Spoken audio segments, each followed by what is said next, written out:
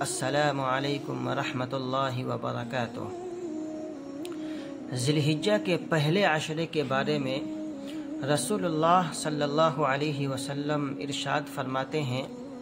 کہ تمام دنوں میں کسی دن میں بھی بندے کا عبادت کرنا اللہ رب العزت کو اتنا محبوب نہیں جتنا کہ ذی الحجہ کے پہلے عشرے میں محبوب ہے، اور اس عشرے کے ہر دن کا روزہ سال بھر کے روزوں کے برابر ہے، اور اس کی ہر رات کے نوافل شب قدر کے نوافل کے برابر ہے۔ اور ان ایام میں یعنی ذی الحجہ کے شروع کے 10 دنوں میں کوئی بھی نیک عمل ہو وہ معمول سے زیادہ کا ثواب رکھتا ہے۔ روزہ رکھنا ایک عظیم الشان عمل ہے۔ خود اللہ رب العزت فرماتے ہیں الصوم لی وانا اجزی بہ، کہ ایک بندہ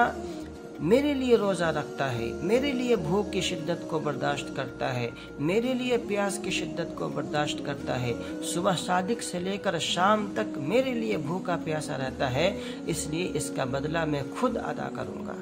اس کا بدلہ میں خود دوں گا۔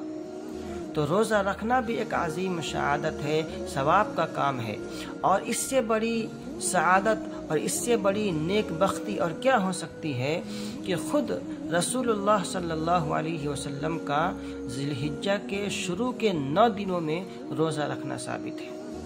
تو ذی الحجہ کا پہلا عشرہ شروع ہو چکا ہے، اس لیے کوشش کریں کہ زیادہ سے زیادہ ذکر و اذکار کریں، زیادہ سے زیادہ قرآن کریم کی تلاوت کریں، زیادہ سے زیادہ صدقہ خیرات کریں، اور خصوصاً نمازوں کی پابندی کریں۔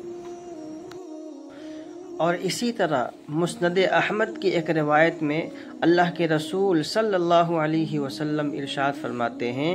کہ ذی الحجہ کے ان 10 دنوں کے مقابلے میں کوئی دن بھی اللہ تعالیٰ کے نزدیک عظیم اور پسندیدہ نہیں ہے، لہٰذا تم ان 10 دنوں میں تحلیل، تکبیر اور تحمید کثرت سے پڑھا کرو، یعنی لا الہ الا اللہ، اللہ اکبر، الحمدللہ کثرت سے پڑھا کرو۔ اسی طرح ایک اور روایت میں اللہ کے رسول صلی اللہ علیہ وسلم ارشاد فرماتے ہیں فَأَكْثِرُوا فِيهِنَّ التَّسْبِيحَ وَالتَّكْبِيرَ وَالتَّحْلِيلَ، کہ تم ذی الحجہ کے پہلے عشرے میں تسبیح، تکبیر اور تحلیل کثرت سے کیا کرو، یعنی سبحان اللہ، اللہ اکبر، لا الہ الا اللہ، ان کو کثرت سے پڑھا کرو۔